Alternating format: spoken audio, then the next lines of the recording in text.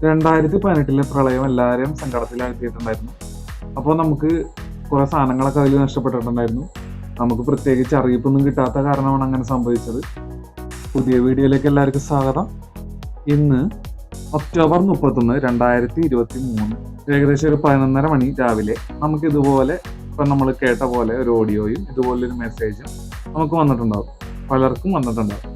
അപ്പോൾ അതിന് പിന്നിലുള്ള കാര്യങ്ങൾ നമ്മൾ എക്സ്പ്ലെയിൻ ചെയ്യുവാണ്. ഇതൊരു ബ്രോഡ്കാസ്റ്റ് മെസ്സേജാണ്.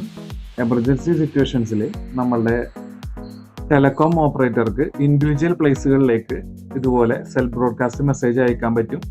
ഇത് വരുന്ന സിറ്റുവേഷൻസ് എന്ന് വെച്ചാൽ സുനാമി, അതുപോലെ തന്നെ ഫ്ലഡ് ഒക്കെ ഉണ്ടാവുകയാണെങ്കിൽ ഇതുപോലെ അലർട്ട് പുറപ്പെടുവിക്കാൻ പറ്റും. എല്ലാ ഡിസാസ്റ്റേഴ്സിനും നമുക്ക് ഇതുപോലെ അലർട്ട് ഇൻഡിവിജ്വൽ ഏരിയ വൈസ് ആയിട്ട് സെറ്റ് ചെയ്യാൻ പറ്റും. അതിൻ്റെ ഒരു ട്രയൽ റണ്ണാണ് നമ്മളിപ്പോൾ കണ്ടത്. ഇതിൻ്റെ ഇംപ്ലിമെൻറ്റേഷൻ വഴി നമുക്ക് ഒരുപാട് അപകടങ്ങൾ കുറയ്ക്കാനും അവിടുത്തെ ആളുകളുടെ സേഫ്റ്റി ഉറപ്പാക്കാനും പറ്റും. അപ്പോൾ ഈ മെസ്സേജ് ഇതുവരെ വരാത്തവർക്ക് ഇനി അതിൻ്റെ മെസ്സേജ് വരുന്നതാണ് കേട്ടോ. അപ്പോൾ ആരും ഇത് കണ്ട് പേടിക്കേണ്ട ആവശ്യമില്ല.